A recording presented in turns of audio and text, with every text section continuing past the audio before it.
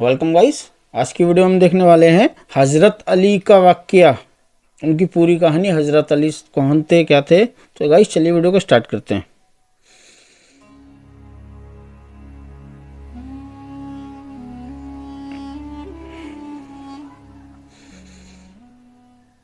दोस्तों, आज की इस वीडियो में हम आपको जिस बहादुर इंसान की हिस्ट्री बताने वाले हैं उसके बारे में अगर ये कहा जाए कि वो इस्लामिक इतिहास का सबसे बहादुर योद्धा था तो शायद गलत नहीं होगा, क्योंकि ये इंसान कितना ज़्यादा बहादुर था इस बात का अंदाज़ा सिर्फ इस बात से लगाया जा सकता है कि बहादुरी की वजह से ही इस इंसान का नाम शेर खुदा रख दिया गया था, जिसका मतलब होता है शेर खुदा, खुदा का शेर। इस इंसान ने मुसलमानों की खुदा तरफ का से लगभग शेर। हर जंग में अकेले ही वो किरदार अदा किया था कि जो कई लोग मिलकर भी अदा नहीं कर सकते थे। जिस जंग में भी दूसरी फौज को ये खबर हो जाया करती थी कि मुसलमानों की फौज में ये बहादुर योद्धा मौजूद है तो दूसरी फौज के लोगों के पसीने छूटने लगते थे। दोस्तों, मैं बात कर रहा हूँ इस्लाम के चौथे खलीफा यानी हजरत अली शेर खुदा रदी अल्लाह ताला अन्हु के हज़रत बारे अली। में, जो न सिर्फ एक बहादुर और अक्लमंद सिपह सालार थे बल्कि साथ साथ हद से ज़्यादा नॉलेजेबल इंसान भी थे। यही वजह थी कि पैगंबर हज़रत मोहम्मद सल्लल्लाहु ताला अलैहि वसल्लम के ज़ाहिरी तौर पर इस दुनिया से चले जाने के बाद जब लोगों को कोई भी सवाल पूछना होता था तो वो हज़रत अली शेर खुदा के पास ही आया करते थे। दोस्तों, हज़रत अली की पैदाइश 599 ईस्वी में अरब के शहर मक्का में हुई थी। इनके वालिद यानी फादर का नाम अबू तालिब और इनकी माँ का नाम फातिमा बिनते असद था। ये रिश्ते में पैगंबर इस्लाम यानी हज़रत मोहम्मद सल्लल्लाहु ताला अलैहि वसल्लम के न सिर्फ चचाजाद भाई यानी चाचा के लड़के थे बल्कि बाद में पैगंबर इस्लाम के दामाद भी बन गए थे, क्योंकि आगे चलकर हज़रत मोहम्मद सल्लल्लाहु ताला अलैहि वसल्लम ने अपनी प्यारी बेटी यानी हज़रत फातिमतुज़ ज़हरा का निकाह हज़रत अली के साथ करवा दिया था। करबला में शहीद होने वाले मशहूर हज़रत इमाम हुसैन रदी अल्लाह ताला अन्हु भी हज़रत अली रदी अल्लाह ताला अन्हु के ही बेटे थे, और यही वजह थी कि वो प्रॉफेट हज़रत मोहम्मद सल्लल्लाहु ताला अलैहि वसल्लम के नवासे भी थे। क्योंकि दोस्तों, जैसा कि मैं आपको पहले भी बता चुका हूँ कि पैगंबर हज़रत मोहम्मद सल्लल्लाहु ताला अलैहि वसल्लम ने अपनी एक बेटी की शादी हज़रत अली से कर दी थी। जिस वक्त हज़रत अली का जन्म हुआ था उस वक्त पैगंबर इस्लाम यानी हज़रत मोहम्मद सल्लल्लाहु ताला अलैहि वसल्लम की उम्र 30 साल थी, यानी ये पैगंबर इस्लाम से 30 साल छोटे थे। साथ ही साथ दोस्तों, आपको ये भी बताते चलें कि हज़रत अली की गिनती हिस्ट्री में उन लोगों के साथ की जाती है कि जिन्होंने इस्लाम धर्म को सबसे पहले अपनाया था। इस्लाम धर्म अपनाते वक्त हज़रत अली की उम्र सिर्फ और सिर्फ 10 साल थी। हज़रत अली ने बचपन में ही अच्छी 10 तरह साल से की एज पढ़ना में लिखना सीख लिया था, जो उस दौर में हद से ज़्यादा बड़ी बात हुआ करती थी, क्योंकि कोई भी इंसान इतनी कम उम्र में पढ़ना लिखना नहीं सीख पाता था। साथ ही साथ हज़रत अली ने उसी उम्र में ही घुड़सवारी, तीरंदाजी और तलवारबाजी जैसी चीज़ें भी सीख ली थीं, जो आगे चलकर न सिर्फ उनकी पहचान बन गई थी बल्कि उनको दूसरों से अलग भी बनाती थी। 53 साल की उम्र में जब पैगंबर इस्लाम यानी हज़रत मोहम्मद सल्लल्लाहु ताला अलैहि वसल्लम ने मक्का शहर छोड़कर मदीना जाने का फैसला किया तो इस फैसले की वजह से दूसरे मुसलमानों ने भी मक्का शहर छोड़कर मदीने की तरफ जाना शुरू कर दिया। मदीने में आबाद होने के सिर्फ और सिर्फ 2 साल बाद ही हज़रत मोहम्मद सल्लल्लाहु ताला अलैहि वसल्लम ने अपनी सबसे प्यारी बेटी यानी हज़रत फातिमतुज़ ज़हरा रदी अल्लाह ताला अन्हा का निकाह हज़रत अली से करवा दिया। जिस वक्त हज़रत अली का निकाह पैगंबर इस्लाम यानी हज़रत मोहम्मद सल्लल्लाहु ताला अलैहि वसल्लम की बेटी से हुआ था उस वक्त हज़रत अली के पास सिर्फ और सिर्फ एक घोड़ा और एक ज़िरा मौजूद थी। हज़रत अली ने अपनी वो ज़िरा हज़रत उस्मान रदी अल्लाह ताला अन्हु के हाथों बेच दी, जिनकी गिनती उस दौर में सबसे अमीर मुसलमानों में की जाती थी। हज़रत उस्मान गनी ने हज़रत अली से वो ज़िरा 480 दिरहम में ख़रीदी थी, और ज़िरा ख़रीदने के बाद उस ज़िरा को हज़रत अली को ये कहते हुए वापस कर दिया था कि ये मेरी तरफ से तुम्हारे लिए निकाह का तोहफ़ा है। हज़रत अली ने उन 480 दिरहम से न सिर्फ अपने निकाह के लिए सामान ख़रीदा बल्कि अपने घर के खर्चे के लिए भी पैसे बचाए, और साथ ही साथ उन्हीं पैसों से ही मदीना के लोगों के लिए वलीमे की दावत का भी इंतज़ाम किया था। हज़रत अली के निकाह के कुछ दिन बाद ही यानी उसी साल मुसलमानों के इतिहास की पहली जंग भी पेश आई थी, یعنی اسی سال مسلمانوں کے اتہاس کی پہلی جنگ ہوئی تھی، جسے ہم اور آپ جنگ بدر کے نام سے بھی جانتے ہیں۔ یہ وہی جنگ تھی کہ جس کے بارے میں آپ اکثر یہ سنتے رہتے ہوں گے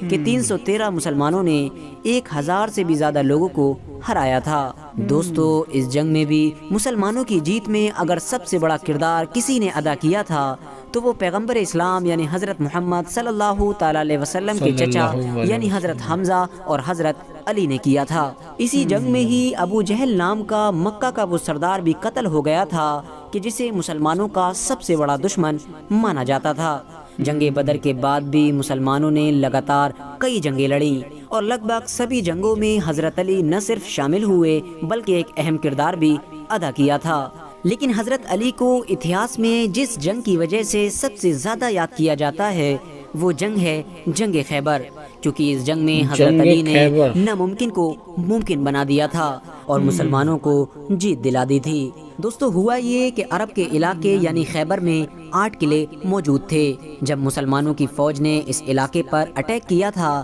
تو ویسے تو لگ بھگ سبھی قلعے ایک ایک کر کے بڑی آسانی کے ساتھ فتح ہو گئے تھے، لیکن قموس نام کا وہ ایک قلعہ کہ جو سب سے زیادہ مضبوط مانا جاتا تھا اور جسے جیتنا بالکل ناممکن سمجھا جاتا تھا، وہ فتح نہ ہو سکا تھا۔ بہت زیادہ کوشش کرنے کے باوجود بھی مسلمانوں کی فوج کچھ نہ کر سکی تھی۔ پہلے دن اس قلعے پر حملہ کرنے کے لیے پیغمبر حضرت محمد صلی اللہ تعالی علیہ وسلم نے حضرت ابو بکر صدیق کو فوج کے ساتھ بھیجا تھا، لیکن یہ قلعہ فتح نہ ہو سکا تھا۔ دوسرے دن حضرت عمر رضی اللہ تعالیٰ عنہ نے بھی ایک بڑی فوج کے ساتھ اس قلعے پر زبردست حملہ کیا تھا، لیکن وہ بھی اس قلعے کو جیتنے میں کامیاب نہ ہو سکے تھے، جس کی وجہ سے اب مسلم فوج کی ہمت ٹوٹتی جا رہی تھی۔ لیکن پھر اچانک سے پیغمبر حضرت محمد صلی اللہ تعالیٰ علیہ وسلم نے اپنی پوری فوج کو جمع کیا اور پھر ان سے خطاب کیا اور اپنے لوگوں سے کہا کہ کل میں اپنی فوج کا جھنڈا ایک ایسے انسان کے ہاتھ میں دوں گا کہ جس کے ہاتھ پر یہ خیبر کا قلعہ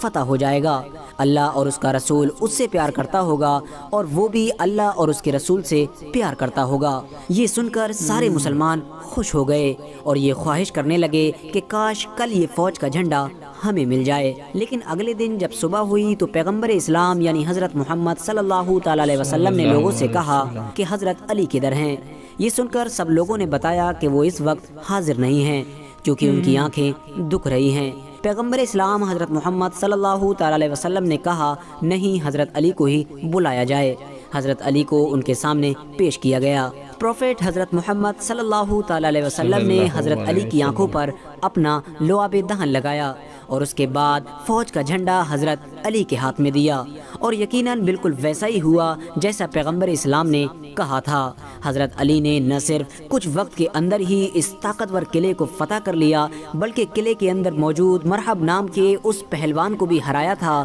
کہ جس کے بارے میں پورے عرب میں یہ مشہور تھا کہ وہ 1000 لوگوں کے لیے اکیلا کافی ہے۔ یہی وجہ تھی کہ کوئی بھی انسان اس سے لڑنے سے پہلے ہی ہار مان لیا کرتا تھا، لیکن حضرت علی نے اس پہلوان کو بھی ہرا دیا تھا۔ ساتھ ہی ساتھ حضرت علی نے اس جنگ میں خیبر قلعے کے اس دروازے کو بھی اکیلے اکھاڑ کر پھینک دیا تھا کہ جس دروازے کو 20 لوگ مل کر تو صرف کھولا کرتے تھے۔ یہ جنگ جیتنے کے بعد بھی حضرت محمد صلی اللہ تعالی علیہ وسلم نے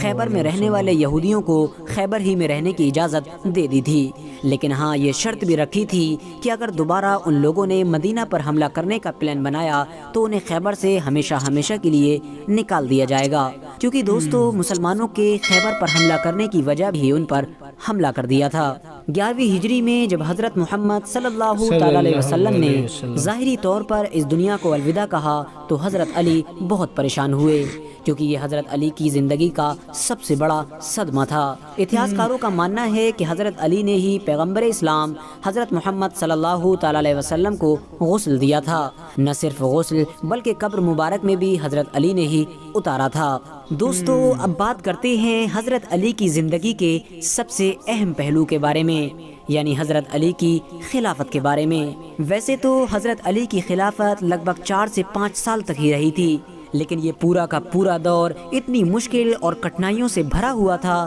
کہ اگر حضرت علی کی جگہ کوئی دوسرا انسان ہوتا تو شاید قابو نہیں کر پاتا، کیونکہ دوستو حضرت علی کے دور میں مسلمانوں کے دشمنوں نے مسلمانوں سے لڑنے کا ایک نیا طریقہ ڈھونڈ نکالا تھا، اور وہ طریقہ یہ تھا کہ وہ مسلمانوں سے کھلے عام لڑنے کی بجائے خود مسلمان بن کر مسلمانوں کی فوج میں گھس جایا کرتے تھے اور اندرونی طور پر مسلمانوں کی فوج کو کھوکھلا کرتے تھے۔ اور انہی تمام چیزوں کی وجہ سے حضرت علی کے دور میں ہی مسلم ہسٹری کا پہلا سول وار ہوا تھا، یعنی مسلم اتہاس کا پہلا گرہ یدھ ہوا تھا۔ مسلمانوں کی تلوار خود مسلمانوں پر اٹھ گئی تھی، اور یہ صرف اور صرف ایک بار نہیں بلکہ 2 بار ہوا تھا، جس کے نتیجے میں ہزاروں مسلمانوں کو اپنی جان گنوانی پڑی تھی۔ اور یہ سب کچھ ان لوگوں کی وجہ سے ہوا تھا کہ جو اندرونی طور پر تو مسلمان نہیں تھے، لیکن مسلمان بن کر مسلمانوں کی فوج میں بغاوتیں کروایا کرتے تھے۔ تیسرے خلیفہ یعنی حضرت عثمان غنی رضی اللہ تعالیٰ عنہ کی شہادت کی وجہ سے شروع ہونے والے اس سول وار کو ویسے تو صلح کے ذریعے سے ختم کر دیا گیا تھا، لیکن ہسٹوریکلی کہیں نہ کہیں ان بیٹلز میں حضرت علی کا پلہ بھاری تھا۔ لیکن اس کے باوجود بھی حضرت علی نے پہلے ہی یہ اعلان کروا دیا تھا کہ میری فوج کا کوئی بھی انسان دوسری فوج کے مال پر ہاتھ نہیں لگائے گا، جیسا کہ پہلے عام طور پر جنگوں کا اصول ہوا کرتا تھا۔ ساتھ ہی ساتھ حضرت علی نے اپنے سپاہیوں کو یہ حکم بھی دے دیا تھا کہ تم لوگ اس انسان پر تلوار نہیں اٹھاؤ گے کہ جو اپنی تلوار کو نیچے کر لے گا، یعنی جو لڑنے سے انکار کرے گا۔ سول وار ختم ہو جانے کے بعد بھی حضرت علی کو اپنی خلافت کے دور میں چین کی سانس لینا نصیب نہیں ہوا تھا، اور خارجیوں کی طرف سے سازشیں لگاتار بڑھتی ہی جا رہی تھیں۔ ان سازشوں کی آگ اتنی زیادہ تیز ہو گئی تھی کہ آخرکار ایک دن جب حضرت علی فجر کی نماز پڑھنے کے لیے جا رہے تھے تو عبد الرحمن ابن ملجم نام کے ایک خارجی نے حضرت علی کے اوپر